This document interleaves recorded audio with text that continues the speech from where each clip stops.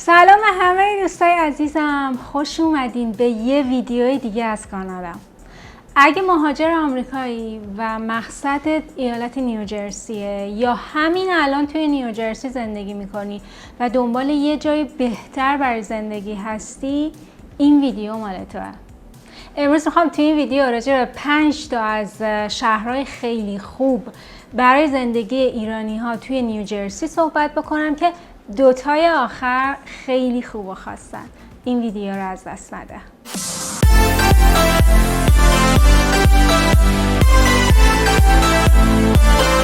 اولین شهر فورتلیه، یه انتخاب محبوب برای اونایی که دوست دارن نزدیک نیویورک باشن اما دلشون نمیخواد توی نیویورک زندگی بکنن. هم جامعه آسیایی داره، هم ایرانی‌ها توش زندگی میکنن، هم به شدت منظم و تمیزه و همین که خیلی راحت و آسون در عرض چند دقیقه با ماشین یا با اتوبوس میرسی به نیویورک. جمعیت این شهر حدود 40,000 نفره، حدود $90,000 درآمد میانگین خانوار این شهره، حدود 60% مالکیت خونه رو دارن و جمعیت این شهر رو کره‌ای‌ها، چینی‌ها و ایرانی‌ها تشکیل میدن.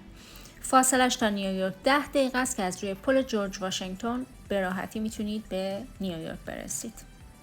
میانگین قیمت خونه‌های دو خوابه در فورتلی بسته به نوع ملک که کاندو باشه، آپارتمان باشه یا یک خونه ویلایی باشه و همینطور موقعیت مکانی، امکانات و وضعیت نوسازی اون متفاوته.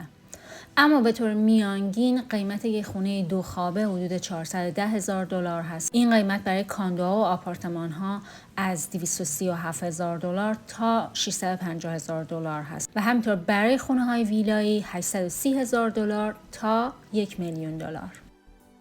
حالا مزایای این شهر چیه؟ همونطور که گفتم خیلی نزدیک به نیویورک هستش.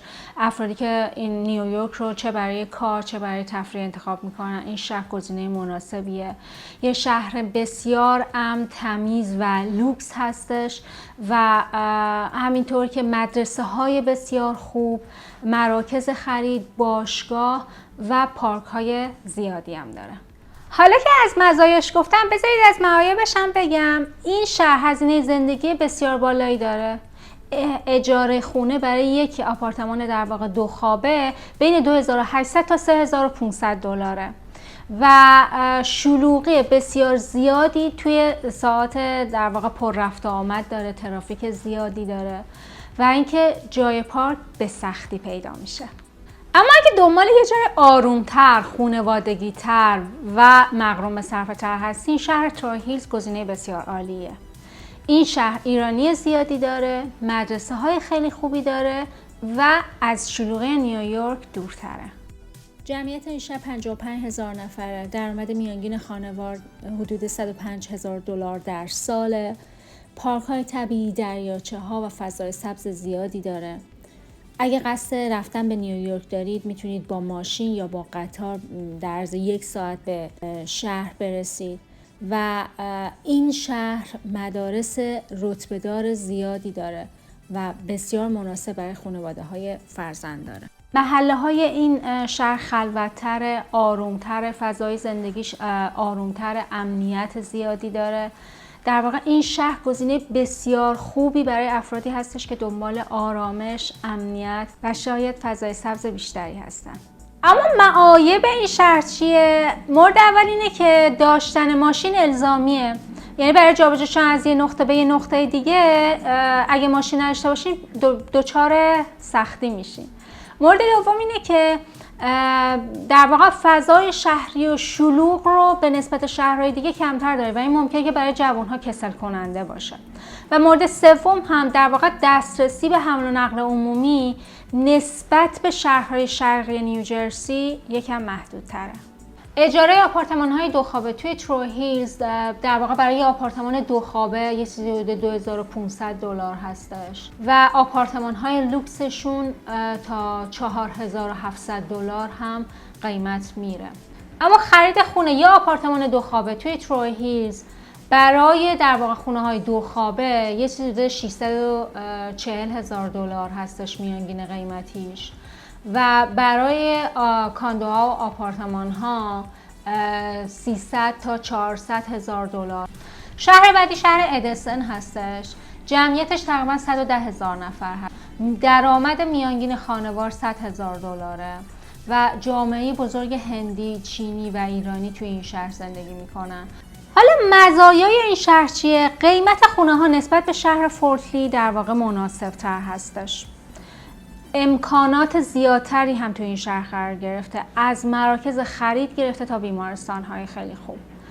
و یک قطار مستقیم اگه بخواید به نیویورک برید، یک قطار مستقیم برای نیویورک وجود داره تو این شهر و همینطور که فرصت‌های شغلی زیادی برای مهاجران هستش. معایب این شهر چیه؟ بعضی محله هاشون ترافیکشون و شلوغشون بیشتر هستش. جمعیتش به نسبت شهرهای دیگه که گفتم معرفی کردم بالاتر هست. کیفیت مدارس از محله به محله دیگه ممکنه که متفاوت باشه. اگه قصد اجاره خونه توی این شهر رو دارید، برای آپارتمان 2 خوابه یه چیزی حدود 2500 تا 2600 دلار باید پرداخت بکنید. برای آپارتمان هایی که لوکس هستن قیمتشون از 3400 دلار شروع میشه. قصد خرید آپارتمان های 2 خوابه رو دارید، از در واقع 615 هزار دلار قیمت شروع میشه و کاندوها و آپارتمان ها هم که از 125 هزار دلار تا 440 هزار دلار. خب تا اینجا در مورد 3 شهر باتون صحبت کردم، مزایا و معایبش رو گفتم و در مورد یه سری نکاتش صحبت کردم. اگه این ویدیو رو دوست داشتین و براتون مفید بود، لطفا این ویدیو رو لایک کنید و منم سابسکرایب بکنید اگه تا الان سابسکرایب نکردید. بریم سراغ شهر چهارم. شهر چهارم شهر ریجوود هستش. قبلا در مورد این شهر من یه ویدیو ساختم، لینکش رو این بالا براتون میذارم و میتونید بعد از دیدن این ویدیو اون ویدیو رو هم تماشا بکنید. شهر بسیار بسیار قشنگیه. من یه جورایی تقریبا آخر هفته هامو توی این شهر میگذرونم، سپری میکنم و شهر مورد علاقه خودم هم هستش. جمعیت این شهر 25 هزار نفر هستش. این شهر بسیار امنی هست، مدارس بسیار قوی داره. یکی از در واقع گزینه های خوبش میتونیم، نکات بسیار خوبی در مورد این شهر اگه بخوایم ذکر بکنیم، داشتن همین سیستم آموزشی بسیار قوی هستش توی کل ایالت نیوجرسی که میتونه در واقع یک نکته طلایی برای خانواده هایی باشه که فرزند دارن. حدود 30 تا 40 دقیقه با ماشین یا قطار تا منهتن فاصله داره. محله های لوکس و سرسبز داره و امنیت و آرامش تو این شهر حرف اول میزنه. آمار جرم و جنایت تو این شهر بسیار پایین هستش. یک محله های بسیار آروم، تمیز و تمیز داره که در واقع مناسبه برای خانواده ها و کسایی که دنبال محیط خلوت و آروم هستن. کافه ها، بوتیک های شیک، رستوران های خیلی قشنگ توی مرکز این شهر یک حال و هوای اروپایی به این شهر داده.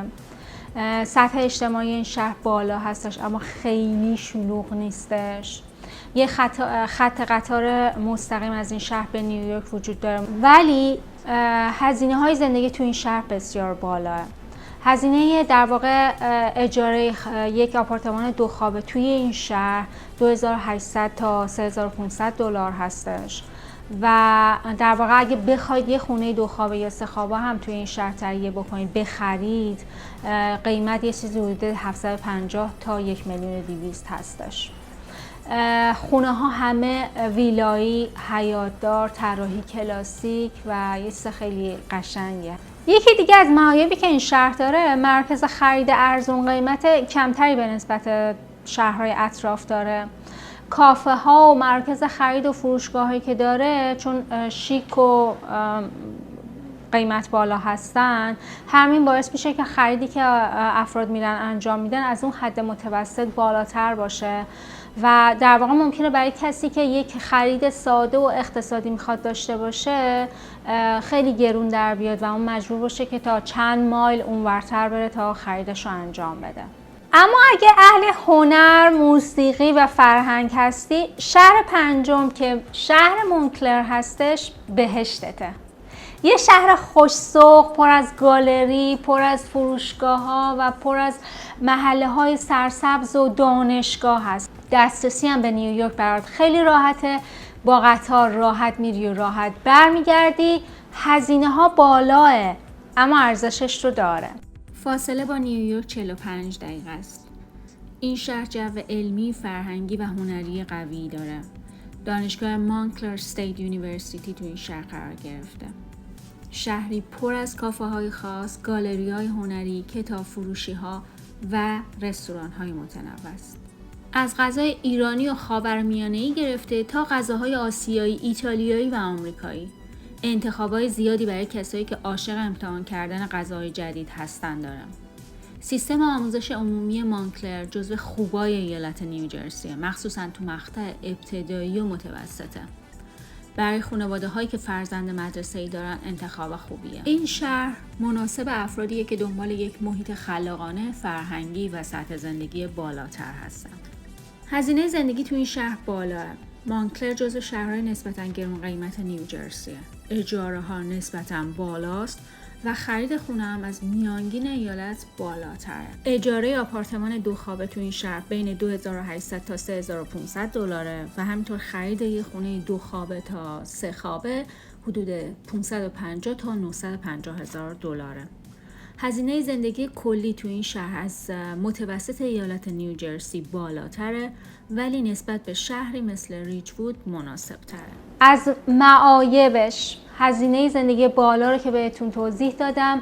یکی دیگه از این معایب پیدا کردن جای پارک هستش توی مراکز شهر، جاهای شلوغ، آخر شبها یا آخر هفته ها پیدا کردن یه جای پارک واقعا آزاردهنده. همینطور توی برخی از فصول مثل بهار یا پاییز هوای این شهر رطوبت و بارندگی زیادی داره و ممکنه که این در واقع موقعیت برای افرادی که به هوای خشک عادت دارن براشون آزاردهنده باشه.